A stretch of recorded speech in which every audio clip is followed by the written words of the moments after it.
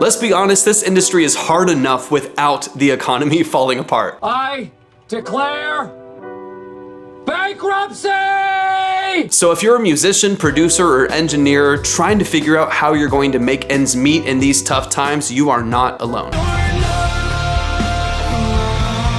And today I want to give you 5 practical, creative ways that you can make money in music even when projects are slow and money's tight. I've done every single one of these myself, and some of them have completely saved my life. So let's get into it.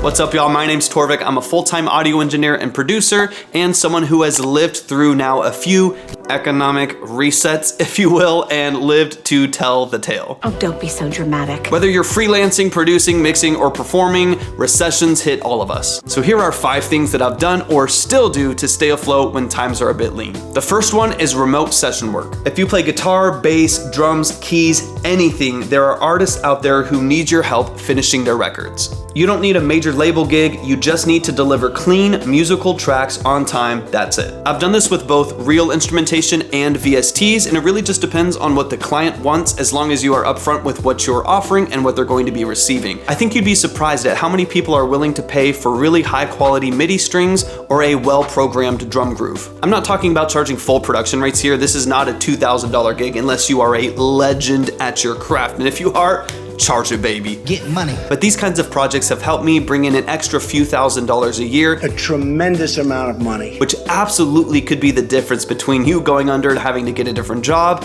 or you staying afloat with your music business. And a bonus to this is it also helps you keep your musicianship sharp when projects are a little bit slower and keeps your name in circulation. Number 2, live streaming. YouTube, Twitch, TikTok, Instagram Live, whatever platform feels right, start streaming. You could produce a beat live, mix for a client, sing, play the piano, jam on a guitar. It doesn't have to be flashy, it just has to be real. People love to see the creative process, and when they watch you work in real time, it builds trust, which turns into clients, collaborators, and fans. Plus, a lot of these platforms let people tip, subscribe, and send gifts, which can be a little side stream of income while you're marketing your services. I've gotten actual mix and production clients just from people watching me stream. Nice. The third one might be my favorite, microservices. Basically, it means breaking down your big, expensive services into smaller ones. If you can't sell a $500 full mix in this economy, offer $75 vocal tuning. No one's buying your full production package right now.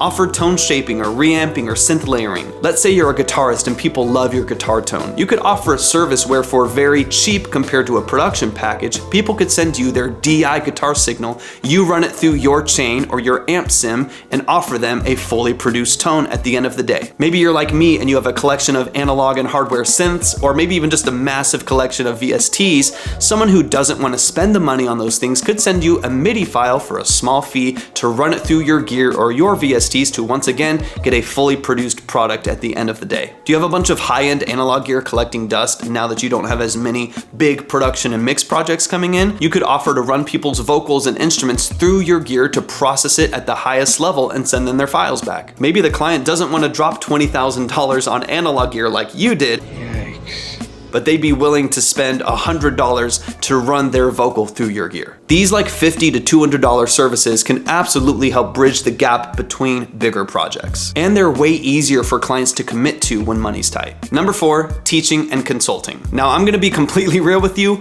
not everyone should be teaching. And we've all seen people online trying to coach people in things that they barely understand themselves. But if you've got real skills, maybe you're an incredible drummer, synthesis, vocalist, engineer, producer, beat maker, whatever it may be, you can absolutely make some side cash by teaching people that maybe are a few steps behind you some of the skills and the knowledge that you've gained over years of executing in that craft. You don't need a whole course or a fancy site. Start with one-on-one music lessons, Zoom calls, group coaching, Discord classes. Especially in a group environment, even if you're only charging like $10 to $25 a session, that adds up, and people are always looking to level up their sound. So if you have the skills, this might be a great opportunity for you to make some side cash. And finally, number 5, the one that nobody wants to hear, sell some gear. No, God, please, no, no! I know I've been there so many times, more times than I care to admit.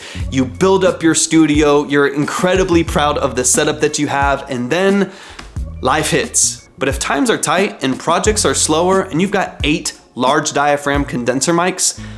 Offload 2 of them to help cover your rent for the month. Do you have 24 guitars, 7 of which are Telecasters that, let's be honest, all sound pretty close to the same? How dare you? Maybe get rid of a few so that you can stay afloat when times are a bit tougher. It's not easy at all, it stings, it bruises the ego, but when priorities shift and it's between keeping a synth or paying your rent, you do what you gotta do. But here's the good news. You can always buy gear again later. I've been there myself many different times. But staying afloat in a really bad economy, that's what really matters. I know how brutal this can be. Money's tight, projects are slow, it feels like everyone's struggling. But if you're like me and you're not willing to walk away from music, then you've got to get creative. These 5 ideas aren't glamorous, but they're real and they've worked for me, and I really hope they help you too. If you've got other recession-proof ideas as you operate in the music industry, please drop them in the comments. I would love to hear what y'all have done. Let's help each other out. If this kind of content is helpful for you, it would mean so much to me if you would like the video, subscribe to the channel, and send this to another creative that you think could benefit